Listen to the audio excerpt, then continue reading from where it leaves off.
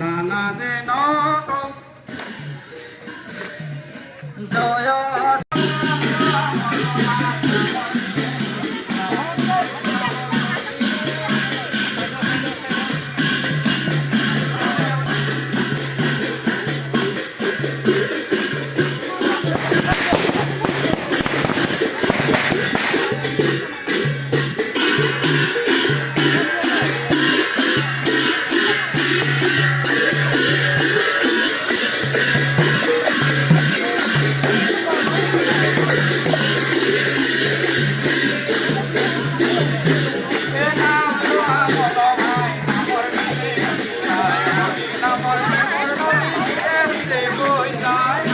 আজি যি আমাৰ শ্ৰী শ্ৰী বিষ্ণু সত্ৰ, আজি শ্ৰী শ্ৰী বিষ্ণু সত্ৰ আমাৰ আগতেই আচলতে আজি 1972 চনতে প্ৰতিষ্ঠা হৈছিলে।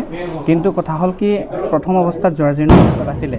বিশেষ যেনেধৰণে সক্ৰিয় হ'ব লাগে তেনেধৰণে সমাজখনৰ আচলতে, কাৰণ আমাৰ বহু পিছপৰা অঞ্চল, গতিকে এই বহু পিছপৰা অঞ্চল, গতিকে আমাৰ বিশেষ ধৰ্মৰ ক্ষেত্ৰত হওক বা যিকোনো ক্ষেত্ৰত আমাৰ ইমান সক্ৰিয় বা ইমান তেনেকুৱা উন্নত নহয়।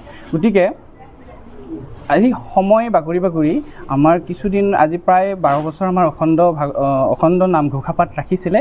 শেষত তাৰপিছত এইবাৰ ৰাইজৰ অকণমান অৰ্থৰ দুৰ্বলৰ হকে বা অকণমান সমস্যাৰ বাবে তাৰপিছত এইবাৰ অবিৰাম ঘটাইছিলে। শেষত তাৰপিছত আমি আমাৰ সত্ৰৰ শিষ্যসকলকে প্ৰমুখ্য কৰি যেতিয়া অসম সত্ৰ মহাসভাৰ তত্ত্বাৱধানত আমাক সত্ৰাধিকাৰৰ দায়িত্ব দিলে শ্ৰী শ্ৰী বিষ্ণু সত্ৰৰ, আৰু সেই হিচাপে আৰু তেতিয়াৰ পৰা আমাৰ শিষ্য প্ৰশিক্ষকে আদি কৰি ৰাইজক একত্ৰিত কৰি বা লগত লৈ আমি শ্ৰীমদ ভাগৱত পাঠৰ এই অনুষ্ঠানভাগি আয়োজন কৰিলোঁ।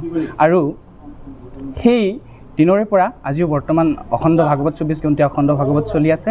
আৰু তেনেকৈ আমাৰ কাৰ্যক্ৰমণিকাবোৰ আজি যেনে শোভাযাত্ৰা, আৰু অহাকালিৰ পৰা আমাৰ শ্ৰীমদ ভাগৱত পাঠৰ আৰম্ভণি হ'ব। শেষত আমাৰ মুকলি সভা, যেনে আমাৰ স্মৃতিগ্ৰন্থ এইবাৰ প্ৰথম সংখ্যক স্মৃতিগ্ৰন্থ এখন আমাৰ প্ৰকাশ কৰা মানস কৰিছোঁ। আৰু তেনেকৈ আমাৰ অনুষ্ঠানভাগি চলাই লৈ যাবলৈ বিচাৰিছোঁ। আমাৰ যিহেতু বহু পিছপৰা অঞ্চল, গতিকে আমাৰ এই অনুষ্ঠানটো আয়োজন কৰাৰ উদ্দেশ্য এটাই, যাতে সকলো লোকৰ কল্যাণৰ অৰ্থে বা আজি যিহেতু আমাৰ সকলো ফালৰ পৰাই আজি যি অশৃংখল পৰিৱেশ, গতিকে সেই অশৃংখল পৰিৱেশৰ পৰা আজি আমাৰ প্ৰত্যেকৰে যি দিশে সৎ পথে যাব লাগে সেই দিশে হয়তো আমি যাব পৰা নাই। গতিকে এই অনুষ্ঠানৰ দ্বাৰা যাতে সকলোৱে যাতে সৎ পথেৰে গমন কৰিব পাৰে, সকলো যাতে অঞ্চলস্থ ৰাইজৰ লগতে সকলো যাতে ভালদৰে যাতে জীৱন যাপন কৰিব পাৰে, এই অনুষ্ঠানৰ দ্বাৰা এটা আমাৰ বাৰ্তা। লগতে আমাৰ অনুষ্ঠানখন আজি যিটো জৰাজীৰ্ণ অৱস্থাত আছে, আমি বিভিন্ন তেনেকুৱা আৰু জাঘৰীয়াকে আদি কৰি বিভিন্নকে আমি তেনেকুৱা যোগাযোগ কৰিছিলোঁ। তাৰোপৰি আজিলৈকে আমাৰ তেনেকুৱা কোনো ৰজাঘৰীয়াৰ পৰা সহায় সহযোগিতা আমাৰ বিশেষ তেনেকুৱা লাভ কৰা হোৱা নাই। গতিকে আমি এটাই কামনা কৰোঁ, আমাৰ যি আচলতে এই মহাপুৰুষীয়া নৱবৈষ্ণৱ ধৰ্মটো প্ৰচাৰ কৰাৰ দিশত আমাৰ যেনেধৰণে আমি আচলতে সকলোৰে সহায় সহযোগিতা পাব লাগিছিলে, হয়তো ঠিক তেনেকুৱা সদৰে পোৱা নাই। গতিকে আমি এটাই কামনা কৰোঁ, সকলো ৰাইজৰ লগতে যাতে আমাৰ যদি তেনেকুৱা সক্ৰিয় লোক